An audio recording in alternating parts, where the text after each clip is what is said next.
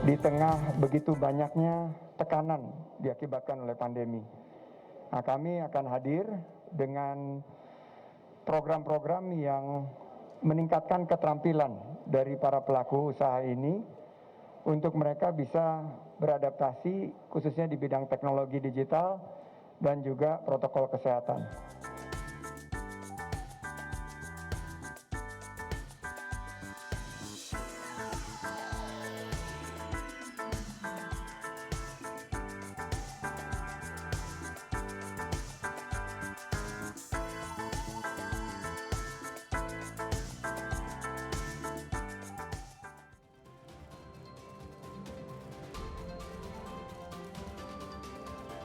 Selamat siang. Salah satu sektor ekonomi yang paling terdampak saat pandemi ini adalah sektor pariwisata. Pemerintah melalui Kementerian Pariwisata dan Ekonomi Kreatif Republik Indonesia terus berupaya untuk menjaga agar sektor pariwisata tetap berjalan dan juga melihat peluang-peluang di balik kondisi pandemi. Kementerian di bawah Bapak Sandiaga Uno terus melakukan pembenahan dan juga terobosan-terobosan di bidang pariwisata. Salah satunya adalah menyusun panduan perihal pembangunan pariwisata dan juga ekonomi kreatif di Indonesia. Seperti kita ketahui bersama, sektor pariwisata telah lama ya menjadi tulang punggung dari ekonomi kreatif di Indonesia. Bahkan di beberapa daerah menjadi penyumbang devisa terbesar, misalnya di Bali. Namun, untuk terus mendorong pariwisata di tanah air, disiplin adalah kata kuncinya. Dengan disiplin, tegakkan protokol kesehatan, warga akhirnya bisa mengunjungi tempat wisata sekaligus bisa membantu menjaga roda perekonomian di sektor wisata tetap berputar. Dalam dialog Rabu Utama di Media Center KPCPN pagi ini, kami akan membahas strategi untuk mengembangkan industri pariwisata dan juga tantangannya selama pandemi. Dengan tetap optimis melihat peluang di balik kondisi saat ini, sudah bersama saya Ibu Dr. Christine Huta Barat selaku Direktur Pengembangan Bisnis PT Hotel Indonesia Natur Persero. Selamat pagi Ibu. Pagi. Sehat? Pagi, sehat. Segar sekali ya pagi ini. Baik, dan juga ada Bapak Maulana Yusran selaku Sekretaris Jenderal Perhimpunan Hotel dan Restoran Indonesia PHRI. Selamat pagi Bapak. Selamat pagi Mbak Nani. Sehat dan semangat nih ya? Alhamdulillah harus ya. Oke, dan melalui sambungan Zoom juga sudah bergabung bersama kita pada pagi hari ini pelaku UMKM Ibu Cokorda Istri Juliana Dewi. Nah, yang akan berbagi cerita. Selamat pagi. Halo. Selamat pagi Cokiana. Pagi, sehat segar nih juga ya dari Bali. Iya, sehat. Alhamdulillah. Baik, terima kasih sudah meluangkan waktunya pagi ini. Sebelum kita mulai membahas topik hari ini, kita simak bersama-sama tayangan berikut ini. Kementerian Pariwisata dan Ekonomi Kreatif menggelontorkan bantuan hibah pariwisata kepada pelaku wisata seperti hotel dan restoran untuk memulihkan sektor pariwisata sebagai salah satu tulang punggung ekonomi kreatif Indonesia. Sejumlah program bantuan insentif pemerintah dan hibah pariwisata akan diperluas untuk pelaku pariwisata dan ekonomi kreatif. Program ini disampaikan Menparekraf Sandiaga Uno saat berkunjung di Museum Panji, Kabupaten Malang, Jawa Timur beberapa waktu lalu. Penerima bantuan hibah akan diseleksi oleh kurator dengan penekanan penerima bantuan tepat sasaran. Salah satu pelaku ekonomi kreatif sebagai perajin perlengkapan kesenian tari topeng khas Malang, Budi Utomo mengatakan, usaha yang digelutinya ini telah menjadi mata pencaharian utama sejak 1989. Terdampaknya sektor pariwisata oleh pandemi juga berimbas ke pelaku kesenian dan ekonomi kreatif, tidak hanya hotel dan restoran. Karena itulah Menparekraf menekankan eksekusi beberapa program guna pemulihan industri pariwisata dan ekonomi kreatif. Di tengah begitu banyaknya tekanan diakibatkan oleh pandemi, nah, kami akan hadir dengan program-program yang meningkatkan keterampilan dari para pelaku usaha ini untuk mereka bisa beradaptasi khususnya di bidang teknologi digital dan juga protokol kesehatan. Sandiaga menambahkan prinsip program bantuan ini adalah kemitraan. Dana hibah yang diusulkan tahun ini akan ditingkatkan dan diperluas penerimaan manfaatnya menjadi 3,7 triliun rupiah. Pada 2020, Kemenparekraf telah menyalurkan dana hibah pariwisata sebesar 2,2 triliun rupiah kepada 6.730 hotel dan 7.630 restoran, di mana penyerapan dananya sebesar 70%. Baiklah, sebelum kita memulai dialog pada pagi hari ini, sebelumnya pakai sanitizer dulu nih Bapak sama Ibu, biar tetap sehat, bisa terjaga begitu ya, tetap protokol kesehatan kita utamakan ya.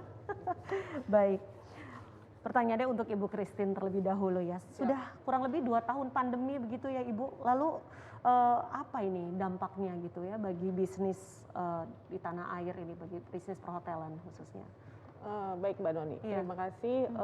Kami ini adalah BUMN yang mengelola 14 unit hotel di seluruh Indonesia. Jadi kita tuh ada di Sumatera, juga Jawa dan Bali. Memang ini sangat terdampak. Tingkat hunian kita di tahun 2020 itu hanya sekitar per tahun itu hanya sekitar 27%, itu turun dari 67% di tahun 2019, dan karena pendapatan kita atau revenue kita itu memang 60-70% itu dari Bali, kita itu tingkat hunian itu turun dari 70% di 2019 ke 20-an% juga di tahun 2020. Jadi memang drastis dampaknya ya, sangat luar biasa kepada industri perhotelan. Gitu ya. Terasa sekali begitu ya dampak dan juga terlihat dari angka dan grafiknya begitu. Lalu sejauh ini dukungan dari pemerintah untuk industri perhotelan bagaimana? Tentunya dukungan pemerintah itu terus ya, maksudnya kita dalam day to day itu kita melakukan koordinasi terus menerus gitu. Intinya tuh adalah kita tidak bisa, pemerintah tidak bisa juga sendiri untuk mengeksekusi ini supaya pandemi COVID ini kita bisa survive. Kita harus bekerja sama gitu, bersama-sama untuk optimis dan juga untuk mematuhi yang menjadi regulasi. Tadi kata kuncinya adalah disiplin gitu, dan bagaimana kita itu dari pelaku-pelaku industri di pariwisata itu bersama-sama untuk konsisten dalam pelaksanaan CHSE, di mana CHSE ini bukan cuma sekedar jargon, tapi benar-benar cleanliness, health, safety, dan environment ini menjadi DNA kita dalam melakukan kegiatan pelayanan gitu di industri pariwisata. Ini akan menumbuhkan trust dari masyarakat dan juga aman dan nyaman bagi pengunjung hotel kami gitu. Lalu juga yang terpenting adalah mengedukasi. Kita harus bersama-sama dengan pemerintah melakukan edukasi kepada masyarakat gitu. Bagaimana kita harus mempersiapkan diri gitu ya, lalu mematuhi semua keprotokoleran kesehatan yang dianjurkan gitu, lalu mengedukasi juga pihak lain supaya ini spreading dan bisa bersama-sama kita lakukan gitu. Baik, kepada Bapak Maulana mungkin tadi Ibu Christine juga sempat menjelaskan gitu betapa dampaknya drastis begitu ya Bapak ya, penurunan jumlah okupansi dan sebagainya. Kalau dari PHRI sendiri bagaimana ini Pak dampak bisnis perhotelan? Apakah dari tahun 2020 kemudian ke 2021 apakah ada perbaikan atau bagaimana? Ya, jadi begini, seperti yang tadi disampaikan oleh Bu Christine itu, saya akan mengulas sedikit perbedaannya sebelum COVID 2019 dan ke 2021 bahkan. Jadi memang semenjak bulan Maret tahun 2020, begitu kita Indonesia itu dinyatakan COVID ada di Indonesia dan kita melakukan PSBB, itulah awal mulanya penurunan okupansi yang terjadi di Indonesia. Bahkan di bulan April, kan itu di pertengahan Maret, di bulan April itu sudah masuk ke single digit. Jadi banyak yang sudah masuk ke single digit ya, ada yang bahkan ada yang 0% juga pada saat itu, karena kan semua orang dilarang. Nah kemudian meningkat, mulai terjadi peningkatan setelah ada adjustment sedikit, dan di bulan Juni mulai kita agak naik. Kondisi naik itu karena adanya pelonggaran PSBB. Namun begitu kita juga dari PHRI juga menganalisa nih naiknya itu di mana, karena selama ini secara year on year itu hotel itu sebenarnya kontribusi terbesar itu adalah dari MICE. Di Indonesia ya, MICE itu kontribusi terbesar kira-kira bisa 30-40% kontribusi okupansinya lah. Itu seluruh Indonesia ya, bervariatif. Nah kemudian pada saat pembukaan pelonggaran PSBB itu kita lihat apakah MICE atau leisure yang gini. Ternyata MICE itu justru nggak meningkat. Jadi meningkatnya itu cuma sekitar 10-15% weekdays. Justru terjadi pertumbuhan sampai ada average rata-rata di akhir tahun year on year itu 35% itu karena adanya weekend, long weekend atau cuti bersama. Itu yang meningkatkan pertumbuhan sekitar 5-10% dari average dari weekdays-nya. Itu yang terjadi. Dan kita juga perhatikan terakhir di kuartal 4 itu, khususnya di bulan Desember itu sampai 40-50%. Namun mesti diingat juga bahwa kita hotel itu tidak hanya bicara okupansi di sini. Iya. Kalau kita reguler sebelum COVID, oke lah kita bilang itu. Karena orang bicara okupansi 50%, tapi average room rate-nya, nilai jual harga kamar per malamnya itu justru drop 40%. Jadi 50% itu belum tentu dia bisa nutupin Begitu ya. operation cost-nya mereka Jadi setiap bulan. selisihnya juga sebetulnya belum tentu Belum gitu ya ketemu. untuk menutup Nah, ya. 2021 kita lihat di kuartal pertama pun itu terjadi penurunan cukup drastis karena memang masuk ke low season. Jadi kita tuh kalau di Indonesia kalau kita bicara wisatawan Nusantara itu cuma 3 momentumnya. Lebaran, Natal Tahun Baru sama libur sekolah. Cuma 3. Momentum terbesar adalah Lebaran. Tapi Lebaran itu tergantung destinasinya ya, tidak di ibu kota negara. Di ibu kota negara tidak diuntungkan untuk itu karena semua orang keluar. Nah 2021 itu yang diharapkan tadi kuartal 2. Namun kan karena ada pelarangan mudik, kuartal 2-nya juga turun drastis. Nah baru meningkat lagi setelah pelarangan mudik ini hilang. Nah kalau ditanya bagaimana situasi 2021, apakah lebih baik dari 2020, justru malah lebih berat karena ini posisinya sudah lebih dari 1,5 tahun. 1,5 tahun begitu ya. Namun tentunya pemerintah juga sangat mendukung gitu ya untuk ada pemulihan situasi-situasi seperti yang tadi disebutkan dengan Pak Maulana dan juga Ibu Christine.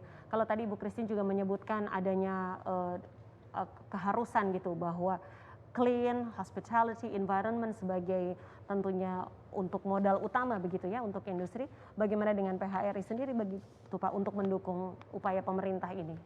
Ya kalau masalah protokol kesehatan itu kita yang paling komit lah. Karena dari awal bulan Maret saja kita sudah menyusun SOP terkait protokol kesehatan.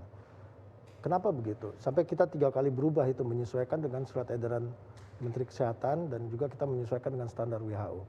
Kenapa begitu? Karena memang bisnis hotel dan restoran itu kita sangat khawatir dengan brand, sangat khawatir dengan konsumen kita. Jadi kalau kita melanggar sedikit, review itu udah digital. Ya kan itu yang saya selalu sampaikan kemarin ini masalah sikap kami PHRI terhadap PPKM ini kami mendukung. Kenapa? Karena banyak juga yang kecil-kecil mereka tidak memikirkan brand, sehingga mereka bisnis itu hanya berbisnis saja tanpa memikirkan prokes. Sementara di kita sangat khawatir karena begitu kita melanggar sedikit, itu akan terjadinya reviewnya akan jelek dan kita akan hilang dari kompetitor. Nah makanya kami mendukung program itu dan justru terima kasih kemarin tahun lalu 2020 itu pemerintah justru memberikan stimulus relaksasi seperti terhadap protokol kesehatan melalui CISE mereka mengaudit certification terhadap CISE tersebut secara free. Nah itu yang diambil kesempatannya oleh pelaku-pelaku khususnya di kami di sektor hotel dan restoran. Karena itu menjadi added value dari prokes yang sudah kami terapkan saat ini. Tentunya jadi penambah value. Jadi penambah, ya. Baik, sebelum kita membahas stimulus, pengen menyapa dulu dengan Mbak Yana ini. Mbak Yana, bisa dengar saya? Baik, kalau tadi tadi Ibu Christine dan juga Pak Maulana sempat menyampaikan dengan dampak bisnis perhotelan ya di tengah-tengah pandemi ini. Bagaimana dengan Mbak Yana selaku pelaku ekonomi kreatif ini terhadap bisnisnya? Ya, benar sekali. Kebetulan saya ini berkecimpung di usaha kerajinan perak dan tas kulit. Tentunya memang karena kita di Bali, roda ekonomi, perputaran ekonomi itu sangat bergantung dengan pariwisata ya. Pastinya itu sangat berimbas sekali Mbak Nuni. Apalagi untuk kami yang masih retailer ya, yang bukan wholesaler seperti itu. Oh baik, Mbak Yana, tapi lalu apakah ada inovasi atau terobosan begitu untuk bisnis-bisnis yang dijalankan dengan teman-teman pelaku kreatif lainnya? Oke, kalau untuk saya sendiri tentunya kita harus tetap beradaptasi dengan keadaan yang ada sekarang, dengan situasi yang ada gitu kan. Bagaimana caranya para teman-teman ini dapat tetap berkarya ya, dapat tetap menghasilkan produknya yang sesuai dengan keadaan pandemi seperti sekarang ini. Nah, kalau untuk saya kan kerajinan perak itu memang kita itu bukan melihat lagi perhiasan itu sebagai kebutuhan sekunder atau tersier ya. Sekarang udah kebutuhan yang kesekiannya gitu.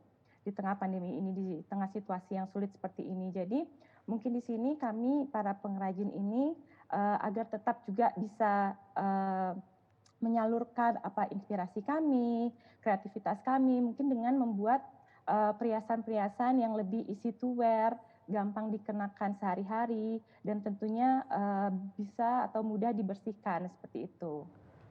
Boleh cerita sedikit mungkin Mbak Yana tentang jatuh bangun membangun bisnisnya ini?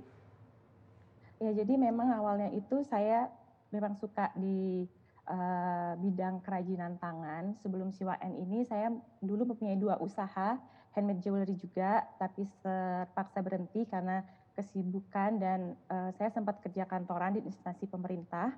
Kemudian setelah menikah, saya mencoba lagi nih berpikir apa produk yang memang belum banyak ada di pasaran seperti itu. Jadi pertama kita melihat tas. Hal pertama yang terpikirkan itu tas karena tas itu merupakan barang yang paling dan selalu dibawa orang-orang untuk berpergian. Dan karena saya tinggal di Gianyar itu sangat terkenal dengan kerajinan peraknya. Nah, kami mencoba untuk membawa perak ini dikombinasikan dengan tas. Jadi tas kulit saya itu berornamenkan ornamen gold plated. Jadi awal Siwaen itu pertamanya dari tas, kemudian baru merambah di jewelry sehingga bisa dipadu-padankan dengan tas kulitnya itu. Serasi dipakai dengan tas kulitnya itu. Kebetulan saya memang juga sudah punya satu butik yang ada di Ubud, tetap di daerah pariwisata, namun saat ini terpaksa tutup karena memang Ubud itu sekarang benar-benar sepi sekali, tidak ada turis sama sekali. Jadi kami para pelaku industri kreatif bergelut sekarang memasarkannya di online seperti itu. Baik, tetap terinspirasi sekali ya dengan Mbak Yana yang kemudian berkreasi, menggabungkan tas, kemudian perhiasan, dan kemudian juga memasarkannya lewat online gitu ya, tidak patah semangat begitu ya, meskipun tadi dijelaskan di Ubud sudah punya butik, tapi kemudian tutup begitu. Nah, menyambung dengan apa yang dibicarakan tadi dengan Mbak Yana nih, Pak Maulana dan juga Ibu Christine, kalau tadi mungkin banyak teman-teman Mbak Yana selaku pelaku ekonomi kreatif yang mengharapkan stimulus-stimulus tertentu dari pemerintah. Secara memang pemerintah sangat mendukung begitu ya untuk pelaku ekonomi kreatif tetap berkarya, tetap juga semangat begitu kan dalam memasarkan produk-produknya. Ibu Christine mungkin bisa bercerita sedikit begitu. Apakah memang ada sejumlah stimulus dari Kemenparekraf yang bisa menolong industri perhotelan sekaligus menyambung dengan pelaku ekonomi kreatif begitu nanti? Iya, Mbak Noni, ini stimulus-stimulus atau dari Kemenparekraf ini sangat membantu. Kebetulan memang tahun 2020 lalu kami mendapatkan stimulus tersebut dan ini memang kami gunakan untuk beberapa hal sebenarnya. Yang pertama itu adalah untuk bagaimana supaya biaya operasional kita yang tinggi, yang sudah tinggi karena memang kita dengan added value sejumlah protokoler kesehatan yang sangat ketat, CHSE yang sangat ketat, ini stimulus ini bisa membantu kami juga gitu daripada pendapatan kami yang menurun karena demand yang cukup rendah gitu. Itu yang nomor satu. Lalu yang kedua itu adalah untuk meningkatkan kualitas dari CHSE itu sendiri gitu. Jadi kita belajar terus ketika terjadi pembatasan kembali, pengetatan kembali, ini momen yang tepat untuk kita terapkan lagi mapping lagi, review lagi seluruh kegiatan protokoler kesehatan kita di hotel gitu. supaya ini benar-benar meningkat kualitasnya dan membuat masyarakat atau pengunjung yang datang ke hotel kami itu aman dan nyaman. Lalu juga ini kami gunakan juga untuk pelatihan-pelatihan tenaga kerja gitu, karena kita harus adapt dengan kebiasaan baru gitu ya, dan mudah-mudahan sih CHSE ini nggak berhenti setelah pandemi gitu. Jadi ini memang benar-benar bisa menjadi menjadi peradaban baru nantinya, bahwa kita semua itu ternyata harus sangat peduli dengan CHSE gitu sih. Baik, sementara Pak Maulana mungkin dari PHRI sendiri apakah punya program atau inisiatif begitu saling ulur tangan membantu sesama pelaku pariwisata, sekaligus juga tentunya bisa saling mensupport ini ya pelaku ekonomi kreatif dan juga pariwisata begitu Pak? Sebenarnya kalau itu pertanyaan agak rumit ya. Kita sekarang lagi berusaha untuk nolong diri sendiri justru. Ini situasinya. Karena begini, memang situasi sekarang ini yang tadi kan sudah kita dengarkan juga ya dari Aircraft, bahwa yang jadi masalah itu kan adalah pergerakannya nggak ada, demand-nya hilang. Itu yang menyebabkan industri seperti pariwisata dan Aircraft itu justru kena semua, terdampak, habis terdampak. Nah, jadi kuncinya memang dari pergerakan tadi. Nah, ini yang kita saat ini yang situasinya yang jadi rumit, karena memang COVID itu justru menahan pergerakan. Di satu sisi sektor usaha aircraft ini justru membutuhkan adanya pergerakan. Nah, itu yang jadi rumit kita untuk untuk bertahan. Karena demand kita itu menjadi uncertainty demand. Jadi kadang-kadang bisa hilang tiba-tiba, yang tadinya udah ada projection akan tumbuh, tiba-tiba hilang. Nah, ini makanya di kami itu satu-satunya sektor yang mungkin selalu mengeluh atau berharap memberi usulan untuk mendapatkan selalu stimulus untuk bertahan tadi gitu Mbak. Baik. Tentunya harapannya supaya lebih baik lagi, supaya lebih berkembang lagi begitu ya, dan tentunya jadinya juga bisa kembali stabil begitu, dan tentunya yang harus diutamakan adalah COVID-nya ya. Iya, betul. Baiklah, kita sudah menjelaskan, mendengarkan maksud saya penjelasan di sesi pertama dialog pada pagi hari ini. Ada banyak dampak yang dirasakan pelaku industri pariwisata dan ekonomi kreatif selama pandemi. Nah, bagaimana optimisme dan strategi memanfaatkan peluang bagi industri pariwisata di masa pandemi? Kita akan kembali usai jeda berikut ini.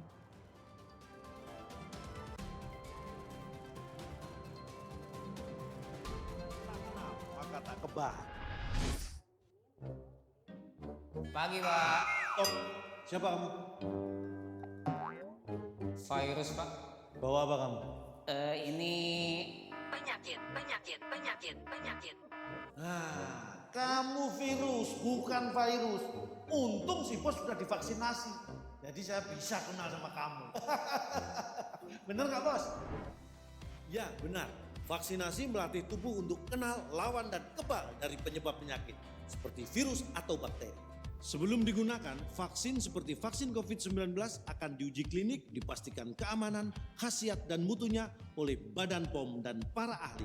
Tetap memakai masker, menjaga jarak, mencuci tangan secara rutin. Ingat, siap divaksinasi saat vaksin siap. Tarik sis, semongko. Vaksinasi dan protokol kesehatan. Lindungi diri, lindungi negeri. Ya, kami kembali lagi dengan dialog pada pagi hari ini, dan kita masih bersama dengan Ibu Christine Huta Barat selaku Direktur Bisnis Pengembangan PT Hotel Indonesia Natur, dan juga ada Bapak Maulana Yusran selaku Sekjen PHRI, dan juga Mbak Cokorda Istri Juliana Dewi ya. Baik, sekarang mau ngobrolnya adalah terkait dengan PPKM Mikro ini, ada pengetatan begitu ya Ibu. Nah, bagi Ibu Christine, itu bagaimana dong menyesuaikan keputusan pemerintah dan juga strategi pengembangan bisnisnya begitu? Oke. Untuk I'm sure it's challenging ya, pasti sangat ya ini menantang sekali sangat ya. challenging, tapi ini adalah hal yang harus kita dukung. Betul. Karena ini kita masih dalam tahap survive, tapi kan apa yang dilakukan pemerintah ini tentunya tujuannya agar pertumbuhan dari COVID-19 ini bisa cepat reda gitu. Jadi memang yang tadi kalau dari sisi hotel sendiri ini kami benar-benar tadi yang saya sudah sampaikan di depan, bahwa kita terus melakukan review terkait dengan CHSE. Dan yang kedua itu adalah F&B peluangnya mungkin. Jadi di F&B ini kita juga mengembangkan menu-menu baru terus gitu ya untuk kita bisa jual secara online gitu. Karena memang tidak ada market karena pembatasan ini, jadi F&B ini satu challenge tersendiri untuk kita melakukan delivery dan yang lain-lain, dan kita punya kompetensi juga di housekeeping gitu, jadi kita bisa melakukan service itu ke rumah-rumah gitu sampai seperti itu. Jadi banyak hal sebenarnya yang coba kita lakukan demi bertahan di pandemi ini gitu. Tapi jam operasional juga ada pengurangan gitu ya. Kemudian okupansi sudah pasti ya. Iya, okupansi sudah pasti hal-hal gitu karena pembatasan ini. Tapi untuk jam operasional tentunya itu adalah satu langkah yang tadi dalam review, karena itu bagaimana sih kita titik optimal dari efektivitas dan efisien operasional kita gitu. Jadi ini yang kita review terus. Baik. Gitu. Sementara Bapak Maulana juga mungkin bisa menambahkan itu pengawasan yang dilakukan agar PHRI mungkin konsisten menegakkan protokol kesehatan termasuk pada saat pengetatan PPKM Mikro ini, begitu Pak? Ya sebenarnya begini, kita sepakat ya namanya PPKM Mikro ini karena gini loh, karena situasinya memang tidak menguntungkan saat ini dengan angka COVID yang cukup, tsunami COVID-nya cukup tinggi. Nah ini sesuatu yang harus kita hadapin saat ini kan. Namun di sini kita apresiasi juga pemerintah melakukan kebijakan itu melalui PPKM Mikro. Karena sebenarnya PPKM Mikro ini kan implementasinya, tapi di level implementasinya yang sebenarnya bermasalah. Itu saja gitu loh. Tapi kalau sudah menjadi lockdown, ini akan berbahaya bagi situasi untuk sektor usaha, dunia usaha umumnya. Nah, kalau ditanya lagi, kenapa, bagaimana pengawasan, tadi kan bagaimana pengawasannya terhadap PPKM ini. Nah itu yang kami sebenarnya selalu menyampaikan di beberapa kesempatan kepada pemerintah untuk memberikan masukan terhadap koreksi-koreksi yang ada saat ini terkait masalah PPKM. Karena begini, tadi saya sudah sampaikan bahwa di sektor hotel dan restoran, khususnya di kami, di PHRI, di organisasi, kami yakinkan yang di anggota PHRI itu, mereka adalah sektor-sektor usaha yang khawatir terhadap brand. Nah ini kan yang jadi masalah itu yang di lini masyarakat, yang kecil-kecil, yang mungkin tidak masuk ke dalam orang yang sektor usahanya mungkin sama, tapi pelakunya tidak berpikir terhadap brand mereka. Yang penting mereka hanya berpikir untuk jualannya saja. Ini yang terjadi kan. Untuk survival mungkin. Ya, contohnya ya restoran kemarin di razia, dapat ini tuh segala macam. Nah itu sebenarnya. Tapi sekali lagi saya sampaikan bahwa sebenarnya lini hotel dan restoran itu pasti mereka sekarang itu sudah sangat-sangat ingin komit untuk terhadap prokes. Di tengah ada tantangan tersendiri. Contoh di kami di hotel misalnya. Hotel itu tadi sudah saya sampaikan bahwa occupancy rate kita terlalu rendah untuk operation ya secara year on year 2020 dan ditambah lagi di 2021. Di tengah minimnya occupancy rate ditambah lagi dengan tarif yang terlalu rendah sehingga terjadi price war-nya juga terjadi. Itu kita ditantang itu begitu ada tamu yang masuk, tamu yang bandel, kita harus menetapkan satu kebijakan yang ketat. Nah ini juga challenge karena bisa-bisa tamunya keluar kan gitu. Sementara kita perlu pendapatannya itu ada sanksi begitu ada, ya. Satu sisi harus diberlakukan sanksi, makanya, satu sisi juga kita berusaha spoil untuk memanjakan. Betul. Nah ini kita berharap sama-sama kita bersama pemerintah juga untuk pengawasan terhadap hal ini karena memang itulah yang kita sangat harapkan bahwa PPKM ini menjadi pelajaran yang sekarang ini bahwa memang kita berharap sekarang pemerintah yang kita dorong lagi masalah vaksin nanti yang menjadi dorongan di tengah masyarakat yang lebih banyak yang bandelnya dibanding yang komitnya untuk prokes kan begitu. Sehingga herd immunity-nya bisa dicapai nanti.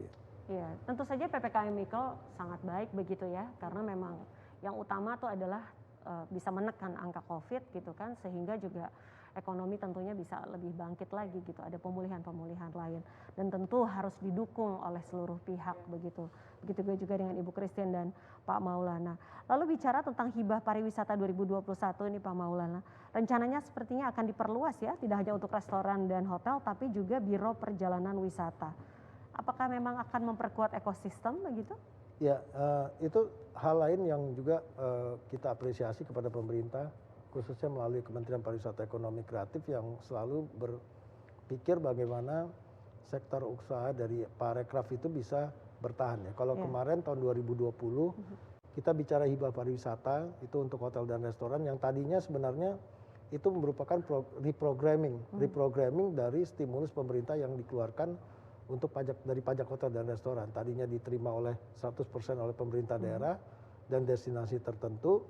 Pada Desember itu akhirnya bisa diterima 100, kalau nggak salah 108 kabupaten kota dengan komposisi 70%-nya pelaku usaha dan 30%-nya dari pemerintah daerah. Itu menarik. Nah yang tahun ini tadi seperti yang kita dengarkan sendiri dari Pak Menpar mengatakan bahwa akan diperluas, betul. Sekarang Kemenpar mengeluarkan lagi bantuan insentif pemerintah, bantuan insentif pariwisata. Namun di sini memang ada beberapa kriteria-kriterianya yang lebih rumit dari yang kemarin. Bahwa salah satunya adalah pelaku usahanya itu harus mengisi banyak hal. Karena tadi kan pakai kurator, jadi sama seperti di bank, jadi mereka harus melihat tidak begitu saja ya? Tidak begitu saja. Kalau kemarin kriterianya itu lebih mudah. Karena mereka hanya izin usaha ini, dan pajak kan memang mereka pajak hotel restoran udah kelihatan. Tapi kalau ini lebih rumit lagi. Jadi dilihat apakah pengembangan bisnisnya seperti apa. Nah, kemudian yang kedua juga yang kelihatannya yang sekarang ini tidak memungkinkan bagi yang sudah menerima. Jadi yang di situ ada pasalnya tidak yang sudah menerima hibah pariwisata ya nggak boleh lagi. Berarti yang kemarin sudah terima ya nggak bisa lagi. Jadi di sini jangan hanya rakus ya, harus bagi-bagi ya Pak ya. Jangan gitu dong. Yang kalau, lain juga mau kebagian begitu ya. Kita berharap ya jangan gitu ya, Iya. karena semuanya bertahan gitu. Itulah. Jadi bantuan insentif parekraf ini memang diperluas nanti untuk bisa dari kawan-kawan pelaku usaha ekraf dan juga di pariwisata itu kan banyak sektornya Mbak, ada 13. Itu cukup banyak dan mereka punya kesempatan untuk mendapatkan itu dengan nilai 3,7 triliun. Tapi tentunya ini sebuah persaingan sehat begitu ya Pak ya. Iya. Jadi yang memang memaksimalkan, mengoptimalkan dengan kemampuan produknya dan semuanya gitu ya, strategi pemasaran dan semuanya tentunya bisa mendapatkan stimulus-stimulus tersebut begitu. Kita pengen ngobrol dulu dengan Mbak Yana nih, Mbak Yana. Iya, Mbak Yana. Sebagai pelaku industri kreatif begitu ya, kalau tadi mendengar penjelasan dari Pak Maulana ternyata ada kurasi-kurasi tertentu untuk bisa mendapatkan dukungan begitu, stimulus begitu kan. Nah, kalau dari Mbak Yana nih tentunya kan berperan ya untuk membuka lapangan kerja begitu, kemudian juga bersama dengan teman-teman pelaku ekonomi kreatif lainnya. Nah, ada usaha untuk tetap produktif di kala pandemi ini supaya tentunya teman-teman dan juga Mbak Yana sendiri ya selaku pelaku ekonomi kreatif semakin bisa bersaing begitu dengan sesama pelaku usaha lainnya? Ya benar. Mau tidak mau kita sebagai pelaku ya, sebagai pelaku usaha industri kreatif ini, kita juga kan punya karyawan-karyawan, di mana karyawan ini juga punya keluarga yang harus mereka biayai seperti itu kan. Dan kalau misalnya kita sebagai pelaku saja tidak bangkit, kita sebagai pelaku tidak mau berjuang, bagaimana dengan mereka gitu. Jadi salah satu cara-cara kami, misalnya khususnya kami ya, saya yang CYN ini, saya mencoba agar para tukang-tukang pengrajin-pengrajin perak ini agar dia tetap kembali produktif, agar dia tetap kembali berkreasi, agar dia tidak lesu. Kami itu membuat suatu produk-produk yang memang didesain lebih kecil, gampang dipakai sehari-hari, dan tidak merogoh kocek yang terlalu besar, agar juga teman-teman juga bisa mendapatkannya seperti itu. Jadi kemarin saya juga sempat berkolaborasi dengan Support Bali, Hope for Bali, dan juga semua sekolah. Jadi untuk membangkitkan lagi semangat para pengrajin-pengrajin perak, kami membuat gelang sederhana kecil yang berisikan 5 simbol agama di Indonesia dan juga lucky charm. Jadi dari gelang itu kami bercerita bahwa Tuhan itu ada, kita itu pasti bisa melewati pandemi ini secara bersama seperti itu. Dan dengan cara itu juga dapat membangkitkan kembali optimisme dari para pelaku industri kreatif seperti itu. Jadi tentu itu merupakan bagian dari inovasi bisnis Anda begitu ya untuk bisa berkembang lagi dan tentunya membantu para pekerja ya kan yang menggantungkan nasib begitu ya bisa dalam mungkin kita beradaptasi lah dengan keadaan dan situasi yang ada. Tadi Mbak Yana juga sempat menyebutkan memasarkan lewat online begitu. Bagaimana dengan potensinya Mbak Yana dengan memasarkan online? Jadi kan sekarang pandemi ini emang kita mengurangi interaksi ya Mbak ya. Segala sesuatu sekarang dikurangi, dibatasi. Jadi memang pelaku industri kreatif ini kebanyakan di Bali itu kan UMKM. Nah kami juga banyak tertolong dari pemerintah dan juga platform-platform online lainnya yang sering mengadakan pelatihan-pelatihan dan bintek-bintek mengenai bagaimana cara memasarkan produk melalui e-commerce dan platform-platform online. Sementara ini sih cukup membantu kami untuk memasarkan produk, namun para pelaku kreatif ini kan tidak semuanya itu generasi milenial. Masih banyak juga yang baru melek internet. Mereka baru tahu, oh begini caranya penjualan online gitu. Jadi kami harapkan juga pemerintah dan platform-platform online ini lebih sering untuk mengadakan pelatihan-pelatihan, bintek-bintek untuk bagi kami para pelaku industri ekonomi kreatif agar bisa memaksimalkan e-commerce ini dalam memasarkan produk kami. Dan ini juga tidak hanya tentang pemasaran ya Mbak ya, online ini kan kita juga bagaimana cara membuat foto, membuat video, copywriting seperti itu. Ini kaula muda aja yang seumuran saya masih kadang-kadang kesusahan gitu. Apalagi buat teman-teman yang baru pertama kali mengenal online seperti itu. Jadi kami harapkan tidak hanya sekali dua kali pelatihan dan bintek itu, tapi dilakukan secara berkelangsungan gitu, berkelanjutan. Tentunya menjadi tantangan tersendiri ya memasarkan dengan online, tapi juga harus tahu gitu ya, harus involve bahwa ketika terjun begitu untuk memasarkan secara e-commerce berarti ada konsekuensi dan juga tuntutan tertentu supaya bisa dengan baik gitu bisa dipasarkan gitu ya Mbak Yana ya. Nah kalau balik lagi ke Bapak Maulana ini, pelaku parekraf ini kan jadi salah satu kelompok prioritas ya Pak ya dalam program vaksinasi COVID-19. Seberapa besar Pak ini memberikan kepercayaan diri bagi pelaku industri parekraf untuk tetap optimis begitu kalau Bapak ngobrol-ngobrol dengan teman-teman ini bagaimana? Ya itu adalah vaksinasi ini menjadi harapan sebenarnya bagi kami karena begini. Pertama sektor parekraf itu adalah sektor yang juga menjadi tempat pelayanan publik yang kita tidak bisa dihindari komunikasi dengan publiknya ya. Itu tidak bisa work from home itu nggak mungkin kita gitu loh. Jadi memang tetap harus stay di tempat usaha untuk melayani, namanya juga jasa pelayanan. Itu satu hal. Nah kemudian yang kedua, kalau ditanya seberapa penting lagi, kita kan di saat semasa pandemi ini kita punya banyak program dengan pemerintah yang justru program tersebut program-program yang di critical point itu sangat sensitif.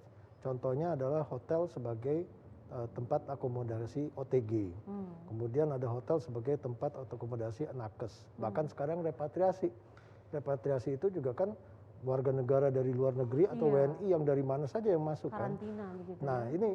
ini menjadi penting, jadi kami juga itu yang kami harapkan ke pemerintah bahwa kan memang agak rumit ya, setiap daerah itu sebenarnya pemerintah pusat sudah memberikan program itu menjadi bagian program yang prioritas di nasional, namun implementasinya kan tergantung pemerintah daerah. Nah ini permasalahannya, banyak perbedaan persepsi dari pemerintah daerah yang justru refocusingnya itu tidak ke sana. Sehingga banyak kesulitan tenaga kerja parekraf ini untuk mendapatkan vaksin. Nah itu yang salah satu kita harapkan, semoga ke depan nih vaksin ini diprioritaskan betul lah di setiap daerah itu untuk tenaga kerja hotel, restoran, dan tenaga kerja aircraft tentunya pastinya ya, yang mereka pasti selalu berhubungan dengan konsumen dalam situasi apapun. Ya, tentunya ini juga sebuah proses begitu ya, karena tidak semudah itu juga. Saya yakin kan ada jutaan penduduk Indonesia begitu kan untuk bisa diberikan prioritas, apalagi parekraf juga menjadi salah satu di dalamnya. Tentu butuh proses. Semoga bisa langsung begitu ya Pak, semua bisa divaksin dalam waktu dekat ya, amin. Baiklah, kita sudah mendengarkan penjelasan dari para narasumber mengenai strategi untuk tetap mengoptimalkan peluang di tengah pandemi dengan tak lupa untuk selalu menerapkan protokol kesehatan. Seperti biasa, selanjutnya kita akan memasuki sesi tanya jawab. Bagi Anda atau rekan-rekan media yang ingin mengajukan pertanyaan bisa langsung melalui aplikasi Slido dengan menyebutkan nama, kemudian dari daerah mana atau media mana ya. Tentunya juga pertanyaannya ditujukan kepada siapa. Oke, jangan lupa menyertakan hashtag pariwisata bangkit. Kami akan segera kembali sesaat lagi setelah informasi berikut ini.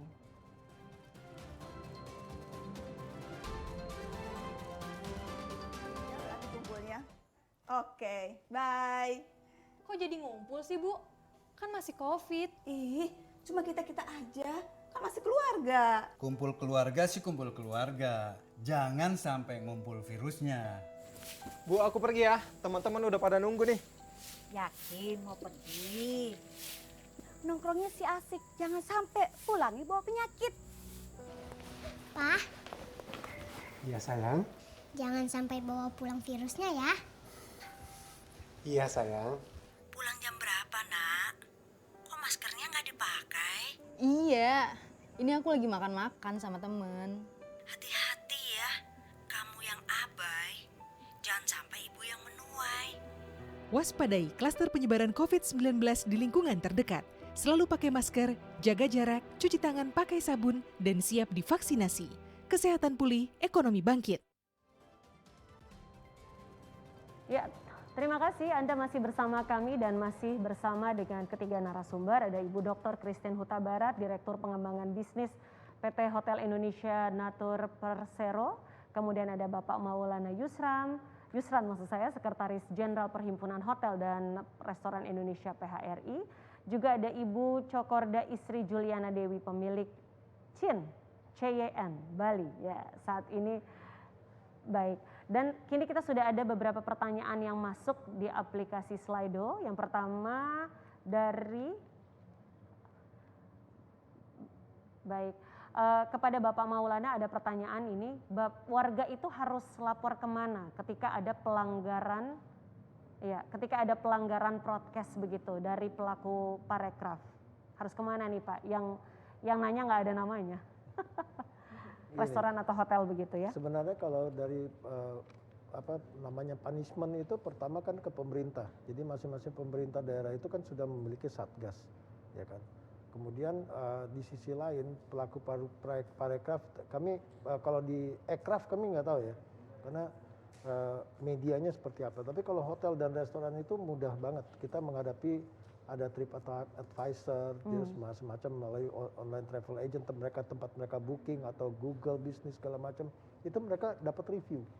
Sehingga sensitif itu yang saya bilang tadi bahwa kalau hotel sama restoran itu sudah confirm mereka sangat mudah dikoreksi atau direview oleh konsumennya. Tapi kalau aircraft saya belum tahu ya, kan tergantung dari bisnisnya sendiri nanti di mana reviewnya.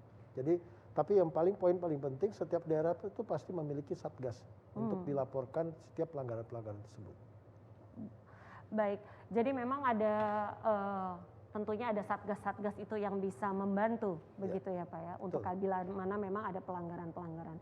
Baik, untuk pertanyaan berikutnya, dari mana pertanyaan berikutnya? Dari Pak Edi Depok, baik. Bagaimana upaya PHRI dalam menghadapi PPKM Mikro katanya Pak?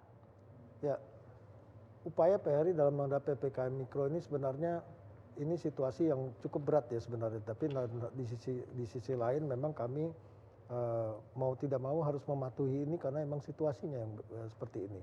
Namun kami tentu dalam situasi PPKM Mikro ini kami tentu terpulang nanti berharap terkait dari pelaksanaan dari PPKM Mikro ini sendiri.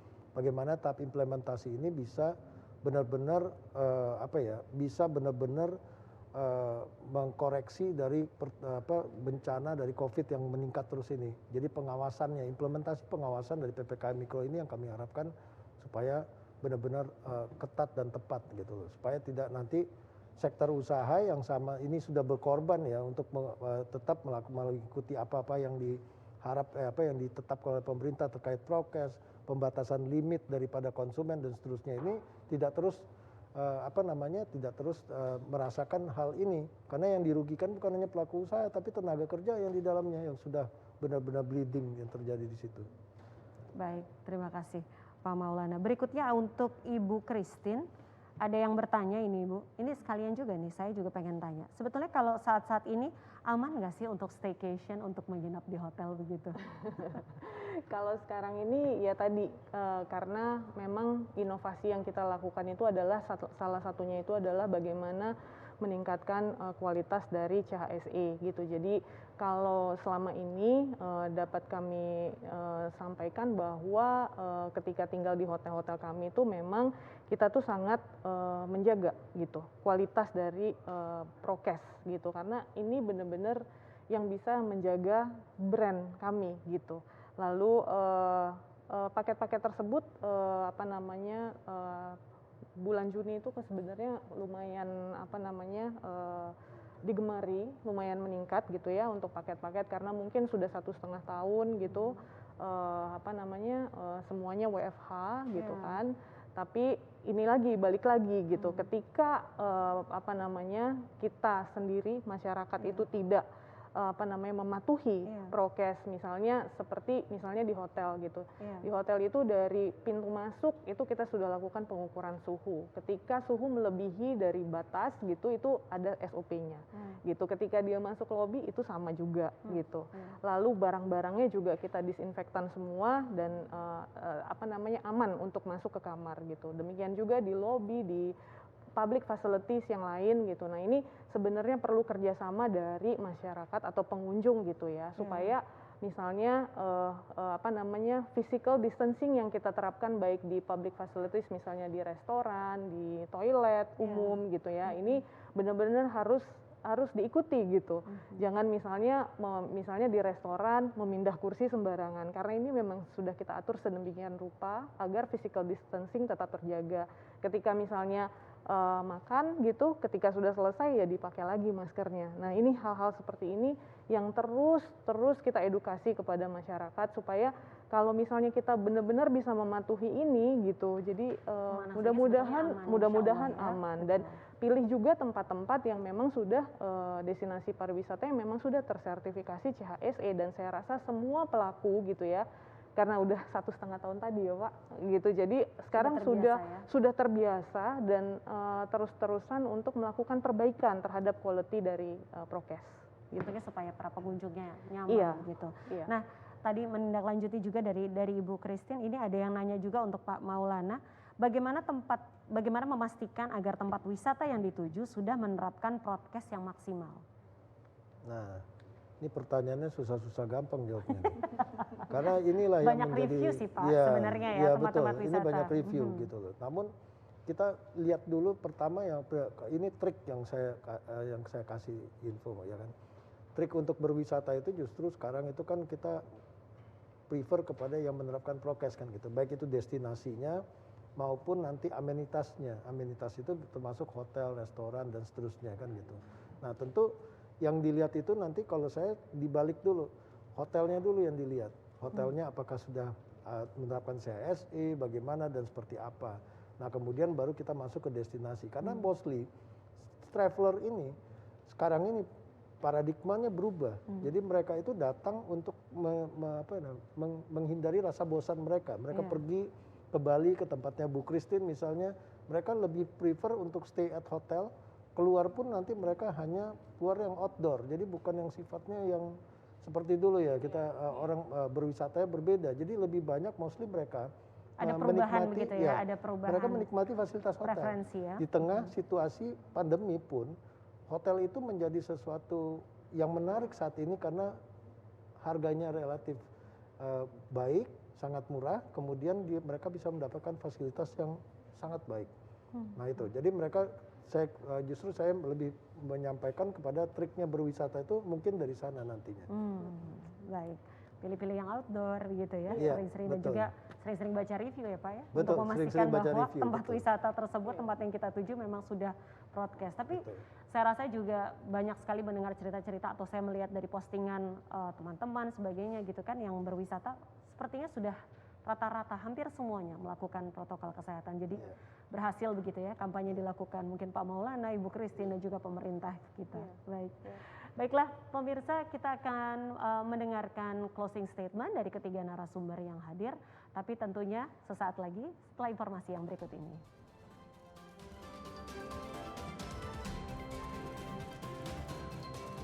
Maka tak kebal.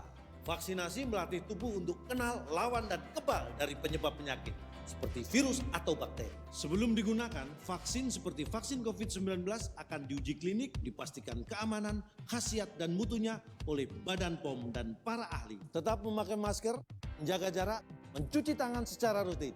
Ingat, siap divaksinasi saat vaksin siap. Tarik sis. Vaksinasi dan protokol kesehatan. Lindungi diri, lindungi negeri.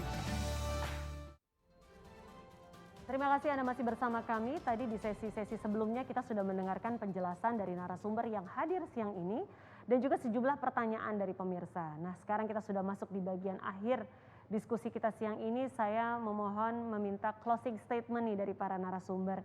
Yang pertama kami persilahkan kepada Ibu Dr. Christine Huta Barat selaku Direktur Pengembangan Bisnis PT Hotel Indonesia Natur Persero. Kami persilahkan Ibu. Ya baik, jadi intinya adalah tadi yang kita sudah bahas bersama ya, tadi cukup panjang gitu. Jadi pembatasan PPKM Mikro ini adalah anjuran dari pemerintah yang benar-benar harus kita taati supaya ini bisa membantu segera menurunkan tingkat infeksi dari COVID-19 ini. Dan ini benar-benar harus disiplin kita lakukan gitu supaya pembatasan ini juga bisa cepat selesai gitu ya. Dan juga konsistensi kita dari pelaku pariwisata untuk terus mereview kembali dan memapping lagi gitu supaya kualitas dari prokes kita semakin baik gitu. Lalu yang ketiga juga edukasi gitu, edukasi kepada teman-teman, saudara gitu, masyarakat bahwa jangan lelah gitu kita untuk mengedukasi supaya seluruh elemen di pelaku BUMN, pemerintah, masyarakat dan seluruh pelaku pariwisata ini bisa melaksanakan prokes sesuai peran dan fungsinya masing-masing gitu sih. Baik, bagaimana dengan Bapak Maulana? Kami persilahkan selaku Sekretaris Jenderal Perhimpunan Hotel dan Restoran Indonesia PHRI. Ya bagi saya di sini pertama tentu bagi masyarakat dan pelaku usaha ya. Di sini kita berharap memang perubahan perilaku itu menjadi sesuatu yang wajib dan yang harus dilakukan sehingga COVID ini angkanya bisa ditekan dan kita mesti bisa melakukan kegiatan atau giat ekonomi karena di sini sudah banyak yang korban di sini bukan hanya korban penyakit saja tapi korban ekonomi dari masing-masing individunya juga sudah besar. Yang kedua tentu kami berharap tentu dari karena sektor pariwisata itu adalah sektor yang memang benar-benar dampaknya yang paling dalam. Tentu kami tetap masih memiliki banyak harapan kepada pemerintah terkait kebijakan-kebijakan yang dikeluarkan. Karena di sini ini teriakan itu bukan hanya dari pelaku usaha saja, tapi juga tenaga kerja yang ada di dalamnya. Yang sudah 60% lebih itu mereka tidak bekerja dalam situasi yang sulit. Bagaimana mereka bisa di rumah. Dan tentu kami berharap juga baik itu pemerintah pusat atau pemerintah daerah, begitu kebijakan itu juga harus dipertimbangkan bagaimana diberikan satu kelonggaran relaksasi dan seterusnya agar sektor usaha ini bisa bertahan sehingga nanti manakala COVID ini bisa redam tentu yang namanya recovery itu bisa tercapai. Jangan sampai nanti COVID-nya udah mulai mereda tapi recovery-nya nggak jalan karena pelaku usahanya sudah rontok semua. Ya, seperti itu Mbak. Baik. Untuk Ibu Cokorda, istri Juliana Dewi selaku pemilik CJN Bali atau Chin Bali, mungkin bisa memberikan closing statement.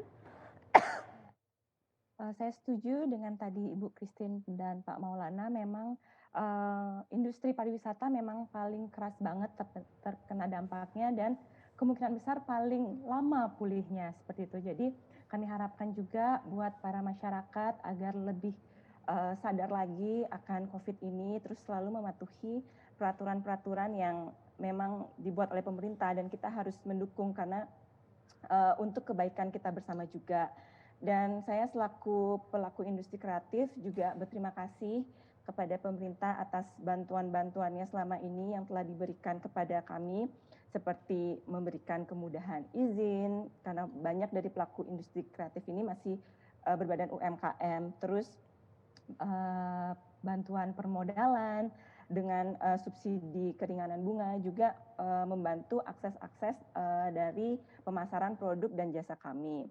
Namun tidak terlepas dari itu, kadang-kadang tidak semua mengetahui program-program baik dari pemerintah ini. Jadi mungkin di sini disebabkan oleh adanya kebuntuan informasi dari pemerintah daerah kepada kami para pelaku usaha. Jadi mungkin hal-hal tersebut bisa lebih diperhatikan agar informasinya pun juga merata, dan kami juga para pelaku ekonomi kreatif juga semua merasakan seperti itu. Dan juga ditambah lagi mungkin dikembangkan lagi program-program kemitraan atau juga program-program afiliasi, sehingga kami dapat lebih memasarkan produk kami itu lebih dapat dikenal oleh masyarakat luas, seperti itu. Baik. Ini ada pertanyaan ternyata nih Pak Susulan. Untuk bagaimana untuk masyarakat bisa, bagaimana agar mungkin juga bagian dari kampanyenya PHRI itu, agar masyarakat itu bisa terus-terusan menerapkan protokol kesehatan, apakah ada upaya-upaya Pak dari teman-teman di perhotelan ini begitu? Ya, itu yang sedang kami persiapkan ya. Jadi bagaimana kami juga di sektor hotel restoran itu melakukan campaign-campaign. Jadi campaign terhadap prokes tersebut. Tentu upaya itu yang paling utama itu adalah bagaimana mengetatkan kembali, ya kan. Terus kami di organisasi tentu juga memberikan himbauan kepada seluruh anggotanya khususnya untuk lebih memperketat lagi terkait prokes tersebut. Ini yang upaya yang kami lakukan supaya ini juga menjadi bagian dari upaya kita untuk merubah perilaku masyarakat sambil berwisata. Itulah kuncinya. Jadi sekaligus juga mengingatkan masyarakat gitu ya, untuk tetap hidup dan juga dengan protokol kesehatan yang taat. Ada lagi satu pertanyaan Mbak Yana tadi ya, ketinggalan ini tentang bahan baku perhiasan, katanya ada yang penasaran apakah kalau dari bahan baku itu ada penurunan harga begitu karena pandemi, kayaknya ada yang pengen jadi ini nih. Pengen bisnis jewelry juga nih. Malah ini kebalikannya. Sekarang ini kebalikannya. Saya juga nggak tahu kenapa bahan baku juga meningkat. Mungkin juga karena bahan baku untuk mencapai ke Bali itu juga agak susah ya, karena kemarin kan ada pembatasan dan lain sebagainya seperti itu. Jadi mau tidak mau bahan baku meningkat, tapi kita sebisa mungkin menahan biar harga barang kita pun juga tidak ikutan naik seperti itu. Jadi mungkin harus pintar-pintar cari supplier ini ya, karena ternyata tidak semudah itu juga. Dikirain turun ya ketika pandemi, malah sulit dan cenderung harganya naik begitu.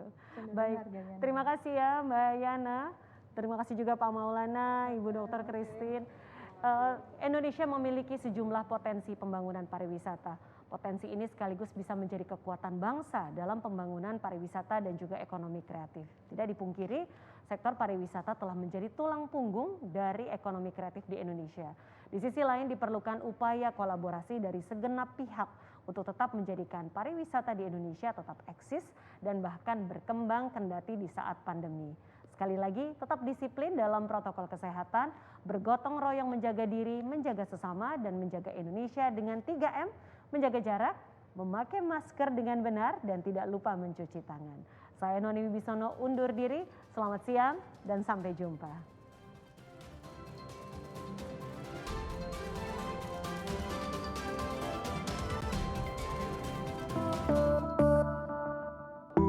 Tak perlu kau resah, jangan kau sesah, karena ini semua melangkah bersama, saling menjaga, taklukkan problema. Oh, kita pasti bisa, bangkitlah kesehatan ekonomi Indonesia.